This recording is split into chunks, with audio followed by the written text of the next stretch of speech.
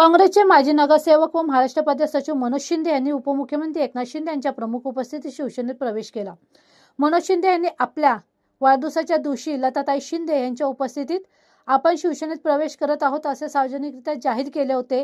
त्यानंतर त्यांनी बुधवारी उपमुख्यमंत्री एकनाथ शिंदे यांच्या प्रमुख उपस्थितीत शिवसेनेत खऱ्या अर्थाने प्रवेश केला। 5 वेळा नगरसेवकपद तर काँग्रेस कमिटी ठाणे जिल्हा अध्यक्षपद त्यांनी भूषवले। ठाण्यात काँग्रेसला बळकटी आणण्याचं काम मनोज शिंदे यांनी केलं, परंतु ज्यावेळी कोकण विभागात महाविकास आघाडीने विधानसभा निवडणुकीत काँग्रेसला एकही जागा दिली नाही, तसेच त्यांच्या हक्काच्या कोपरी पाचपाखाडी मतदारसंघातून त्यांना विधानसभेचं तिकीट नाकारलं, त्यावेळी त्यांनी अपक्ष उमेदवार म्हणून निवडणूक लढवली, परंतु काँग्रेस पक्षाने त्यांच्यावर 6 वर्षाची निलंबनाची कारवाई करून त्यांना पक्षातून काढून टाकले। यामुळे नाराज झालेले मनोज शिंदे यांनी आपले बंधू शैलेश शिंदे तसेच अनेक कार्यकर्त्यांसह शिवसेनेत प्रवेश केला।